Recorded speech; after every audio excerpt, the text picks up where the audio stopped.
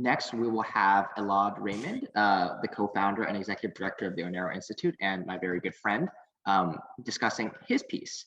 So first, I'll give you an introduction for him. He's a fourth-year student in the Elliott School of International Affairs at the George Washington University, majoring in international affairs with a concentration in conflict resolution and a minor in geographic information systems. He's from New York, and his research interests include geography, peace studies, and the Middle East, with a focus on Israel studies. His discussant, Ned Lazarus, is a visiting professor of international affairs at the Elliott School and an Israel Institute teaching fellow. A conflict resolution scholar, practitioner, and evaluator, Ned has conducted evaluative studies of peace-building initiatives on behalf of USAID, USIP, the European Union, and the US Department of State. Ned has taught conflict resolution at George Mason University, Georgetown University, American University, the University of Malta, and the University of Massachusetts, Boston. His research has been published in Peace and Change, International Journal of Conflict Engagement and Resolution, Journal of Peace Building and Development, Palestine-Israel Journal, and Israel Studies Review. Ned earned his doctorate from American University School of International Service in 2011. His dissertation traces the long-term impact of peace education participation among more than 800 Israeli and Palestinian Seeds of Peace participants from adolescence through adulthood. Before entering the academic field, Ned served as Middle East Program Director for Seeds of Peace, based in Jerusalem from 1996 to 2004. So with that all out of the way, I will turn it over to my good friend Elad Raymond and let him take the floor to tell you guys all about his project. Thank you so much, Andrew, and thank you to everyone for being here. Before I begin, I just want to acknowledge all the phenomenal speakers and presenters who have gone so far. In my other role, besides writing my own piece, it's been such an honor to help you, to work with you on your pieces, and I've just been so proud to see how great you've all been doing. I also want to thank the man you see before you here, Ned Lazarus. I took his Israeli-Palestinian peace building class this last semester. It was truly a wonderful course, one of the best I've ever taken, and it really inspired me to take this issue a little bit farther, continue to research it on my own, and now I'll be presenting on a paper that I actually first wrote for his class, but expanded it a lot more since then, because it's a topic that I find truly fascinating, and I think that you will too. So I will go ahead and start sharing before I get started. And this will be a relatively, it's a lot of information to cover, so I appreciate you all sticking with me here, but here we go. So today I'll be talking to you all about what I call the tabled question of contiguity, long-term considerations for connecting the West Bank and the Gaza Strip. First, I want to talk to you about bottom lines and borderlines. This is a really important aspect of Israel and Palestine, and I think that there's really no way to start besides to get into the history. So first things first, I'd like to talk to you a little bit about the Peel Commission. This is a commission that was sent by Great Britain during the mandatory period, the time when Britain controlled the land that is now Israel and Palestinian territories, essentially to face rising violence that was happening at the time. And the Peel Commission returns to London, and it brings back the core principle that would set the precedent for the Israeli-Palestinian peace process, the two-state solution. This is the first time that we know that partition was recommended. And if you see here, I have a map. Actually, this commission lets you following commissions. Everyone wanted to figure out what's the best way to do it. This is from the Woodhead Commission, which was a year later. But over the years, we start to see over time a change in the view from both the Israeli side and the Palestinian side. Essentially, we see an implicit acceptance that there will be two states at some point. In 1948, in the Israeli Declaration of Independence, we see the acknowledgement of the founding of the state based on the UN Resolution 181, which was the endorsement of the partition plan, implying two states. And then in 1988, we see the PLO go ahead and declare independence for the state of Palestine on the basis of the UN resolutions, which also acknowledge that there are two states. So even though it's not a direct way of doing it, there is this implicit acknowledgement. However, despite the fact that it's been known that there may be and will be two states at some point, the exact borders remain unclear. And this occurs for a number of reasons. I have listed a few of them here: security, economy, shifting political sentiments and players in both societies. But in my opinion, and this is what I want to express to you today, is that perhaps the most notable challenge has been the complex, dynamic, geographic distribution of the population and its implications for territorial contiguity. And this is something that we see throughout the history of this conflict. We see it today, and we saw it in the 1920s. and we'll see it as we move forward in this presentation. So first, what is territorial contiguity? To be contiguous is to be in actual contact, touching at a boundary or a point. And there are a lot of cases of countries that are not contiguous. So a great example is the United States. As you can see, Alaska and Hawaii are not contiguous to the rest of the country. We have also Brunei and Angola as examples. And now, although contiguous borders are generally preferable for a state's viability, they're not always required. It's really a case-by-case kind of situation. So the question of contiguity is a pretty big one when it comes to Israel and Palestine. And the main question of contiguity these days, and it really has been for a very long time, has been in the West Bank. This is what I call the live question of contiguity. And conversations of contiguity are centered here, and for good reason. As you can see on the map over here, this map reflects the areas A, B, and C, which were created by the Oslo Accords. And here you can see that areas in beige, lighter beige, that's area A, darker the tan color is area B, and the in-between, you can see area C, the blue with the red areas are settlements. And so as you can see, this is not a contiguous case. If you look at the last example with borders that aren't all connected, you can see here that these little, it's almost as if they're islands in between. So this is a serious question of territorial contiguity, and it's talked about every day with the settler topic. We have now there are about 500,000, excluding East Jerusalem. In 2020, there was Benjamin Netanyahu, former prime minister, had proposed an annexation plan for large swaths of the West Bank. And this is really critical because it essentially, the settlements in the West Bank pose a threat to preservation of the 22% of former mandatory Palestine that current Palestinian leadership demands. And this is because of the sizable settlements. It's more difficult to relinquish settlements once they're more established. And there's also limited land area to exchange in a final status deal. And this is something that was a big topic of discussion in the 1990s during the primary negotiations. But that's not the question that we're going to be talking about today. That's a very important question, but I'd like to table the live question and focus on the tabled question. There's another question of contiguity that the Israelis and the Palestinians will have to face, and that is the roughly 40 kilometers of sovereign Israeli territory that separates the West Bank and the Gaza Strip. Now, 40 kilometers may seem pretty trivial, something like driving from Washington, D.C. to Annapolis, Maryland, no big deal. But quite frankly, this could pose very problematic logistical and security challenges for both Israel and the future state of Palestine. This would require robust arrangements at the table, reliable cooperation beyond the negotiating table, and frankly, a great deal of infrastructure investment.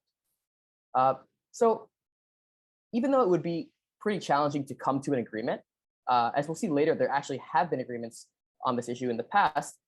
More challenging than the actual agreement itself is even reaching the conditions necessary to negotiate on this tabled question of connecting the West Bank and the Gaza Strip. And that's true for a couple of reasons. The first is the fact that you have Hamas controlling the Gaza Strip. Hamas is a organization that has been categorized as a terror organization by the United States and Israel, and is in a conflict with Fatah, which is essentially you can read as Palestinian Authority, which is a descendant of the PLO. And so negotiating this issue would require addressing this fact that Hamas is in control of the Gaza Strip. It would also require addressing the Egyptian and Israeli blockade of the Gaza Strip, severely limited movement and access to this territory. If you're trying to connect two territories and you can't get out of one, that's a pretty big problem. And finally, there needs to be kind of a well-defined accepted area that is the West Bank. As we saw in the previous map, that's not really clear at the moment based on the realities on the ground. So if you're going to connect to somewhere, you need somewhere to connect to. And so I have this image of the West Bank barrier, which was constructed during the Second Intifada as after a slew of violent attacks, and is a very controversial divisive issue within and between both societies. The result of all this is that this issue is a relatively low priority right now in the grand scheme of Israeli-Palestinian relations, and is unlikely to be negotiated on anytime soon. So if it's not likely to be talked about anytime soon, why should we even be talking about it? Why does it matter? And I argue that it actually really does. And barring enormous changes to the geographic distribution, especially of the Palestinian Arab population, but also the Israeli Jewish one, or to the Palestinian leadership, the current Palestinian leadership's criteria for what an acceptable map of Palestine can look like, this issue will certainly come back to center stage at some point. And considering that, it's really important that we understand the long-term considerations based on current trends that could influence an Asia negotiation whenever it happens, whether it's 5 years from now, 10 years from now, 40 years from now, or 50 years from now. These issues will continue to develop, and we need to be on top of them and to be able to anticipate what things will be relevant when that time comes. So how did these territories come to be? I think first, it's really important to get a little bit of historical context. We have a lot of images here. We have an image from the passing of the Resolution 181 at the UN. We have images of members of Hamas, Fatah, and other important events in history, and we're going to go into all of them. So this is probably the best place to start. Is in 1947, the UN Special Committee on Palestine went ahead and made this recommendation for what the partition of Palestine could look like. This was the basis for the UN Resolution 181 that ended up becoming accepted by the United Nations. And this report, it's a really interesting report that I strongly recommend reading the report itself if you have the chance, if you're interested in this. And basically had two goals when trying to figure out how to create two viable states. And that is, of course, to create viable and ideally contiguous states, as you can see from the map here, and to align borders with demographic distribution so as to minimize the size of the minority population in either one state, to minimize the number of Arab residents in the Jewish state and Jewish residents in the Arab state. And so as you can see here, they have made this attempt, and I'll go into it for a little bit. But the other important considerations include having access to the sea for an Arab state. So their considerations were political, they were economic, they were security related. This one happens to be an economic one. At the time, and honestly still today, a lot of the Palestinian economy is reliant for food on imports, and that's really important. So there was a very, in the report, there's a strong emphasis on finding a way to get this, to get the Arab state, which is primarily in this area. Number one, you see the central inland area, to have access to the sea, and they did that by trying to give them the Gaza Strip and also areas up north in the Western Galilee. And the second important consideration is irrigation and development of the Negev desert. So the Negev is area number 4 over here towards the bottom. And this is, at the time, was very arid, very difficult to live there, and really not much happening in that area at the time. And the thinking in the piece is that, the Yishuv at the time was not yet the state of Israel, had the capital inflows and had experience using new irrigation technologies so that they could develop this region, and also had been anticipating large waves of immigration and needed room for development. And so this criteria made it really difficult to have, where the people are.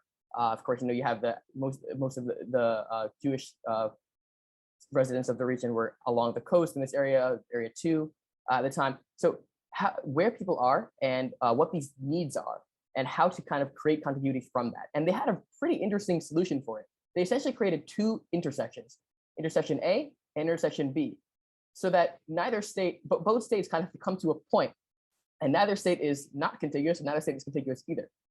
So it's actually quite interesting. But whether or not that was a good idea, that ended up being changed very soon after, following the Resolution 181, State of Israel is established, and the neighboring Arab states invade Israel because of of rejection of the partition plan. And war ensues, and the result of this war is major changes to the borders. And in fact, perhaps the most long-standing change in that, as I'll get into, these lines, the 1949 armistice lines, which are often referred to as 1967 lines, but I think it's more accurate to call them 1949 lines, gained a lot of international legitimacy for lines that occurred as a result of a war. So these lines actually carved out what would become the West Bank and the Gaza Strip geographically. So Israel gains far more defensible borders from this. You can't really see elevation on here, but the change is a really immense, especially in this area in the middle here, widening the narrow waist between where the Jordanians had occupied and the sea. But because of these 2 reasons, I've highlighted them both here. Because of these 2 reasons, this kind of made it very difficult to see a future, looking ahead, where you could have true contiguity for a Palestinian state, because this changed what Israel was willing to accept as the minimum for their borders. And also, the international community began to view these lines with a great deal of legitimacy. We have several UN resolutions that resulted based on these lines, and even the Palestinian Declaration of Independence later would come based on these resolutions. The second important thing to know, besides the change in the lines, is a major shift in population distribution. So of course, the 48 war caused a very, very large refugee crisis. and that is still going today. And important to note for our purposes, 280,000 went to the West Bank and 190,000 to the Gaza Strip. So of course, you cannot overstate how what an enormous collective trauma the Nakba is for the Palestinian people. But important to note that the result, another result of this was that a much larger percentage of the Arab population of former mandatory Palestine was now located in the West Bank and the Gaza Strip. So the issue that the 1947 report was dealing with, in this sense, was actually made a little bit different. And these two areas, now you see the area that's occupied by Jordan in 1949 and the area that's occupied by Egypt, would become the basis for a Palestinian state later. And here's a map of the flow of refugees. And so just moving quickly through the rest of the history, 1967 occurs, the Israelis conquer both of these territories from Jordan and from Egypt, and immediately the world calls on Israel to withdraw. You have the rise of Resolution 242 and later on Resolution 338 affirming that. And these resolutions call for acknowledgement of sovereignty along recognized boundaries. Again, look at that international legitimacy for the 49 lines. And as I mentioned already, the 88 Declaration of Independence was based on this, kind of implying an acceptance that in the future, a Palestinian state may not have that contiguity. You may not have the territorial link between the two. Then since then, probably the most important development to note as far as our conversation of contiguity for a Palestinian state would probably be Israel's unilateral disengagement from Gaza in 2005, which followed by the 2006 legislative elections. I should also note that after the Palestinian Declaration of Independence, years of negotiations ensued. That's why you saw that picture there, based on all these lines. And then Hamas won the legislative election in 2006, forcibly took control of Gaza in 2007. But still important to note that despite political and geographic division, the people of Gaza and the people of the West Bank still constitute one nation of the Palestinian people. So now we've got the history out of the way. Let's talk a little bit about past proposals and agreements. There's actually been a lot written about this. So we had a lot of deals that were written. Essentially, all of these are essentially trying to express these several points. Safe passage is the term that's generally used. Basically, we want to be able to have people move from Gaza to the West Bank. These negotiations primarily use Israeli existing roads, which is quite interesting, with all kinds of restrictions for that. Israeli sovereignty was maintained over the corridors. And interestingly enough, safe passage was only ever implemented from 1999 to 2000 because of the rise of the Second Intifada. It was ended pretty quickly. Alternatives to the overland routes we discussed, I have Ehud Barak here because he was a champion of this idea of an elevated highway, estimated to cost around 200 million. There's also the tunnel. I have here Trump's vision for peace. He's not the first person to propose this, but he did incorporate a Gaza West Bank tunnel into his plan. And finally, perhaps the most interesting one is this idea proposed by the RAND Corporation of the ARC, which is essentially a very, very expensive, but very, very interesting and potentially effective infrastructure investment that would create high-speed rail, that would connect other kinds of infrastructure as well. And you can see here that there's actually kind of plans for future development of Palestinian urban centers. This kind of investment would be able to connect them in that way. Important to note is that under all of those negotiated agreements, generally, the Israelis and the Palestinians agreed on the Palestinian territories being one territorial unit, although in recent years we've seen Israel kind of shift away from that, which is interesting and concerning. For considerations moving forward, let's get into this quickly. There are there's in the security arena, we need to think about the Israeli security situation and as well as the security situation for a future Palestinian state. For Israel, there's the macro kind of security issue where Israel is very narrow. If this were to happen, and they would need to have guarantees of their defense structures. More direct concerns have to do with kind of the entry of people and weapons as a concern. But the Israelis already accepted agreements in the past, meaning that they deem this to be a manageable enough risk that they could make an agreement about it. They didn't enforce it all the way, but with advanced scanning equipment and a phased opening of passage, this is definitely doable for them. Meanwhile, on the Palestinian side, their security concerns would probably have more to do with the potential for that territorial link to be closed. Gaza in the future would become their port. It would have half of their people. And so the question of, the fact that this corridor would have Israeli sovereignty over it would be kind of concerning for Palestinian leadership. And one of them, this could be addressed is by seeking something called an international servitude. This is something like, when I think about it almost like renting, space with rules about it. Whereas, you're not transferring sovereignty, but you are controlling territory in another state with limited rights in a pre-written agreement. And of course, this wouldn't solve everything, but it would at least give some more guarantees from the international community. So I want to just show quickly what that would look like. Here's what the connection would look like. This was the path that was proposed previously, overland route from Erez to Tarkumia. And here are Israeli roads in the West Bank that could in turn be requested also as international servitude. Here are other roads that could also be requested. So what I'm saying here is that this potential solution could be promising because the Israelis have interest in this as well. Next, I want to talk about the blossoming of the Negev. I know that I'm running short on time, so I'm going to get through this pretty quickly. So you see the northern part of the Negev, which is the southern region, which I expressed earlier, is really rising as far as a tech hub. Lots of jobs are being brought there, and kind of the country is sort of shifting southward. And this is really important with all this infrastructure because basically, if you look at this map of the Israeli rail system, you have Beersheba here, which is kind of the capital of the Negev, which is growing a lot, and Tel Aviv, the main center of the country. Meanwhile, you have Gaza over here and the West Bank over here. So there's going to be a lot of infrastructure investment, a lot of new cities being built, a lot of people moving into the space right in between the areas that we're trying to connect here in this type of presentation. And that could raise some serious concerns. Something else to consider is the fact that, way out into the future, we could see Israel challenge Egypt as far as transit into the Mediterranean, and that transit would also pass in between Gaza and the West Bank. And that's really important to note that that's going to be a lot of flow if that ever does occur. Finally, I want to get into the Palestinian need for a port. This is something that the report on the UN really got into very deeply, and it emphasized over and over and over again. Today, the situation is that the Palestinians have to, especially in the West Bank, because of course Gaza is dealing with the blockade, they have to use Haifa and Ashdod, which are two Israeli ports. And this actually causes a lot of fiscal leakage, about 3.74% of the Palestinian GDP. So this is a really important issue that in the future Palestinian state, we need to see a port. So just to take away from this, while this issue is not going to be negotiated on for a long time, as you can see, these trends are going to be lasting for a long time as well. And so at some point in the future, this will return to the table. We need to be ready as a society to address this question when it does come back, so that our leaders can make informed decisions on the matter and we can make progress towards sustainable peace. Thank you so much. And with that, I'll turn over to my discussant, Ned Lazarus.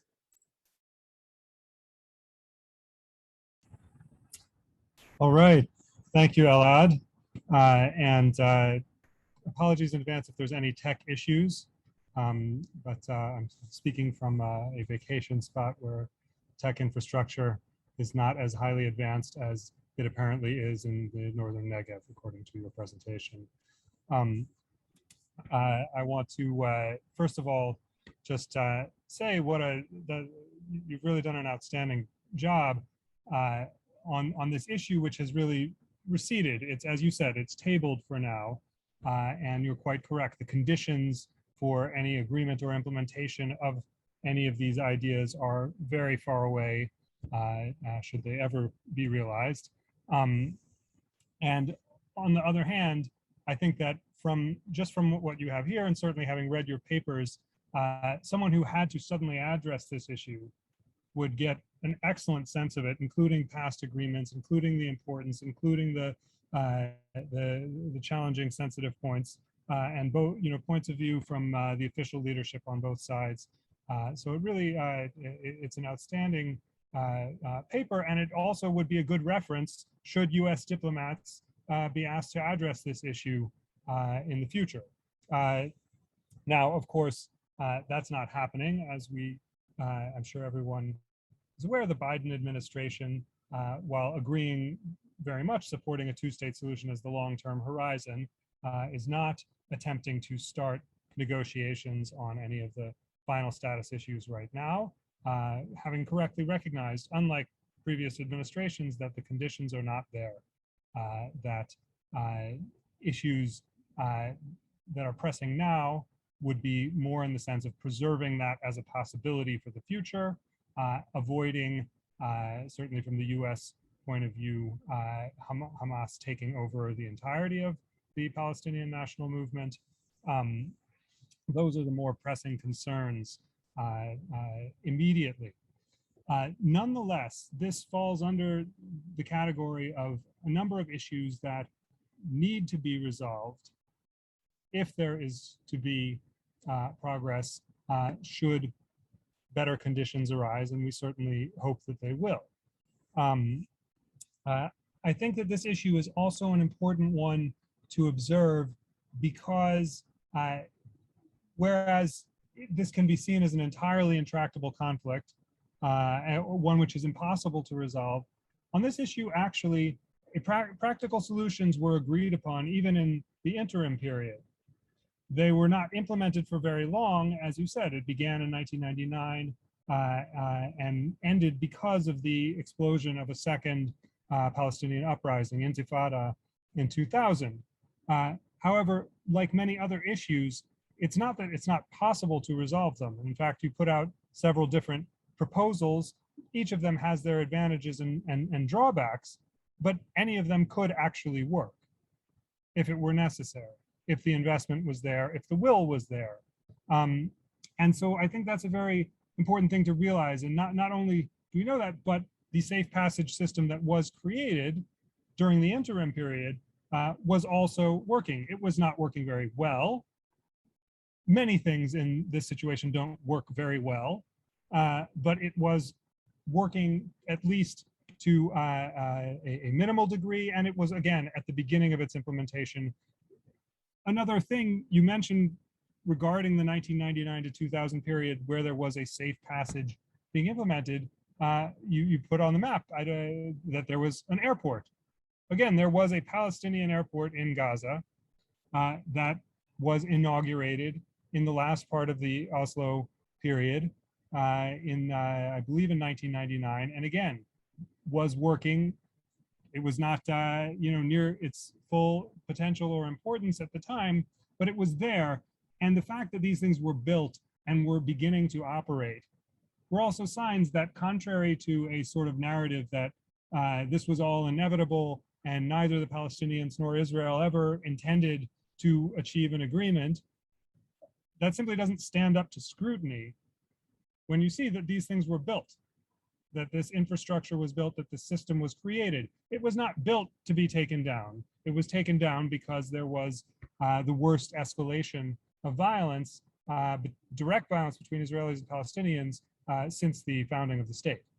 And that is what led, unfortunately, to the crash of those early attempts at tackling these vital questions of creating much more robust linkage for commerce and travel for Palestinians and going through Gaza in order to do that. And also this question of the ability of Palestinians to move between the two major population centers, the West Bank and Gaza Strip. So I do think that this is an important, I think when you suggested the topic, I said, this is a little out of the box. This isn't even listed on the final status issues anymore, and yet I think it's very valuable, and I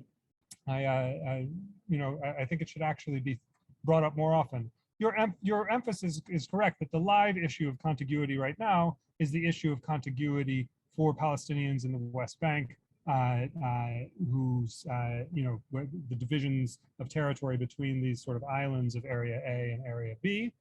And that was that live issue was even more of a live issue for the years of the Intifada and thereafter, when there was high security concerns. There were hundreds of checkpoints scattered throughout the West Bank.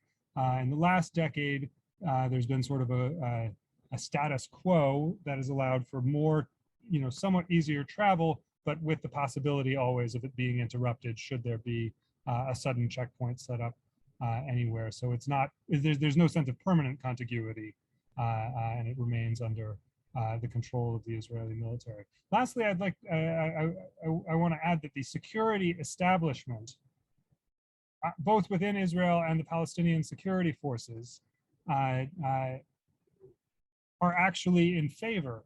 The prevailing opinion of the leaders of both of those groups would be very strongly in favor, both of a two-state endgame and of the creation of these kinds of functional solutions to the problems that that dividing the country creates. That's an important opinion. It doesn't, it's not the governing opinion in terms of the leadership, certainly of the Israeli government right now, nor of Hamas, of course, in the Gaza Strip. But it is an important factor within that configuration. So really excellent work, Elad. Thank you for shining light on this issue because it's not very often discussed, but I think we learn a lot from focusing on it. Absolutely. Yeah. Thank you so much for the kind words and for adding your insights there. And I'd like to pick your brain a little bit further because I remember the first thing you mentioned to me after I submitted this paper was, Elad, like I was there at this time. I remember this. I was on the ground there. So I was wondering if you could talk to me a little bit about, having been in Israel at the time of safe passage when it was briefly implemented, if you could speak a little bit about the political and social atmosphere on the ground surrounding this policy decision, swift revocation, and any other developments that were happening concurrently. Sure. At the time, I was working for an organization called Seeds of Peace, which is a youth conflict resolution organization. I was working with Palestinian and Israeli youth, and I was doing a lot of traveling back and forth to Gaza Strip and taking people, taking youth from Gaza to meetings in Israel and Jerusalem and in the West Bank, and also taking youth from the West Bank to visit Gaza. So that I was on that route quite a bit and going through the Israeli checkpoints and crossing point. Really, Erez is more than a checkpoint. It's a large crossing point with a large industrial area. I would say one of the things about the safe passage, there were signs up all over Erez that had safe passage and quotes around it. And I'm not sure why they put the quote, the scare quotes, but we would joke about that a lot, safe passage. As I said, it was working, but not working very well. There was, very onerous security checks for people who were wanting to use this for leisure. So ordinary Palestinians who got a permit and wanted to go to the West Bank and visit, wanted to go to Jerusalem, wanted to go to Israel. It was difficult to get a permit. When you got a permit, you had to go through extensive security checks, particularly if you're driving your vehicle, which would add several hours to your trip in either direction. So it was not working well, and I do remember, families of Seeds of Peace participants signing up and going through the safe passage and complaining quite a bit, justifiably, that this was hardly like going through. There was no easy pass to get through this quickly. So again, at the same time, it was only implemented for, I think, possibly even less than 12 months, certainly not more. And during a security climate that was worsening and then became, terrible, truly horrible. And so this was not an ideal situation for implementation at the time. And it certainly, the larger issues precluded this becoming an efficient sort of passage. I think that the larger issue really for the residents of Gaza, as you mentioned, the situation of blockade that they've lived in since Hamas forcibly assumed governance of that territory and expelled the Fatah security forces. That's not a tabled issue. That's a live issue, life and death issue. So I think in that sense, this issue remains very much relevant. Right now, movement is severely curtailed. Only, humanitarian cases, people who need to go to hospitals in Israel, and certain elites who have business connections and who are able to, obtain permits and to export their goods. It's not at all an ideal situation and difficult on the Egyptian side as well. I think that the larger questions. One would be if there was some kind of détente with Hamas, where Hamas somehow agreed to. It would never agree to all of the conditions, which would be ideologically unpalatable, such as recognizing Israel, recognizing the past agreements, etc. I shouldn't say never, but it's very hard to see that happening. But if there was some sort of 10-year ceasefire that lowered the temperature, maybe Hamas said we renounce firing rockets at Israel. We will drop the armed struggle for an interim period, and that would allow for, again, the beginning of allowing freer movement of individuals, which would be so vital to bringing back economic life in Gaza, which would just be a lifeline.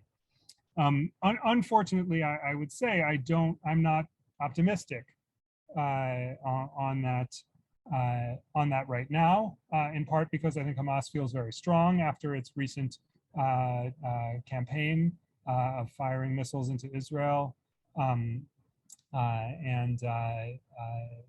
so I think that's they're sort of emboldened, and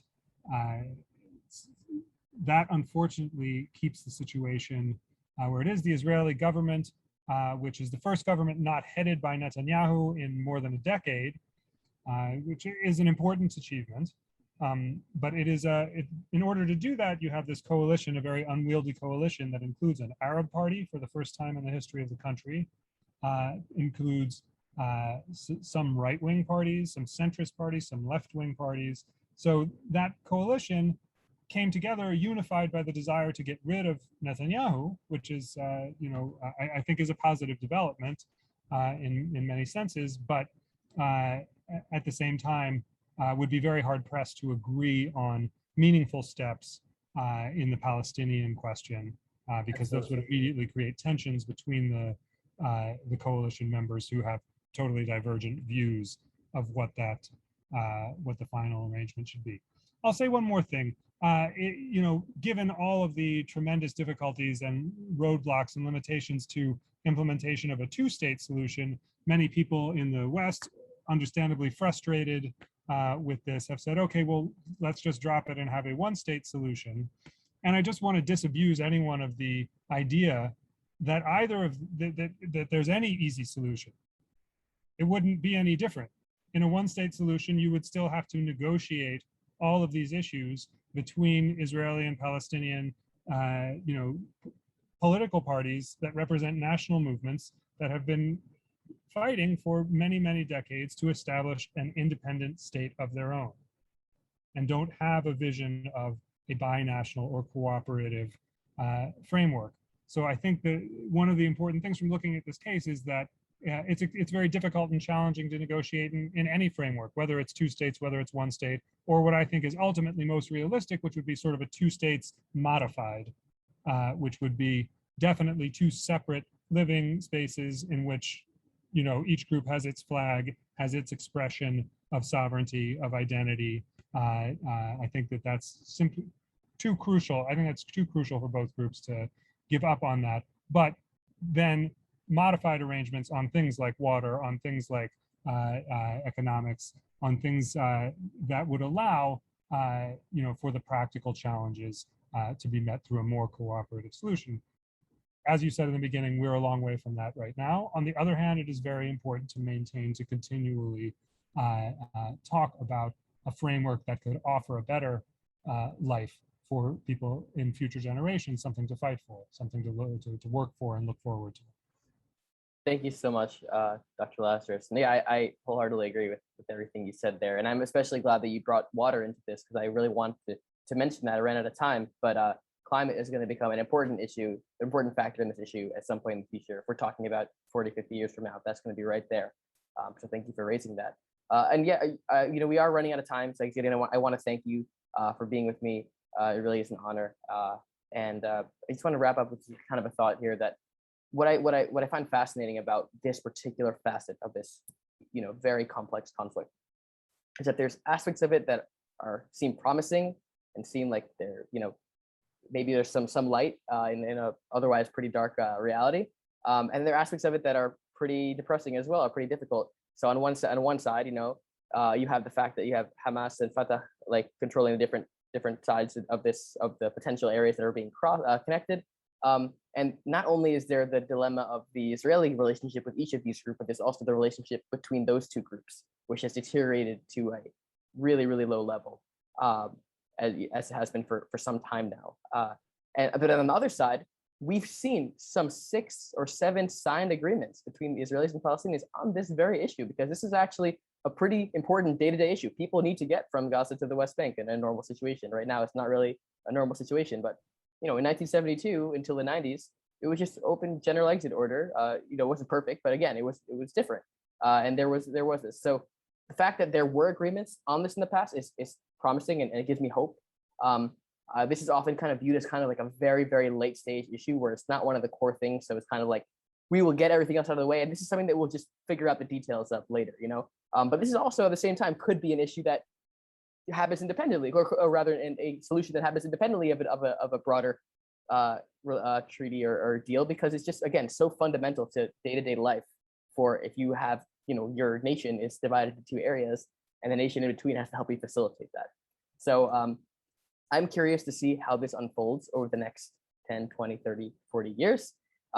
I will continue to monitor this issue. I'll continue to learn about this topic. Thank you so much for guiding my education and experience on this, Dr. Lazarus. And thank you all in the audience for being here, not only for me, but for all the Onero presenters. It really means the world to us that you're here. And with that, I'm going to turn back to Andrew. Thank you so much. Thank you. Thank you for that. That was a fantastic presentation, a fantastic discussion as well, of a very much overlooked issue, but one of great importance. I certainly hope, Elad, that you continue to explore this issue, and I can't wait to see where it takes you in the future.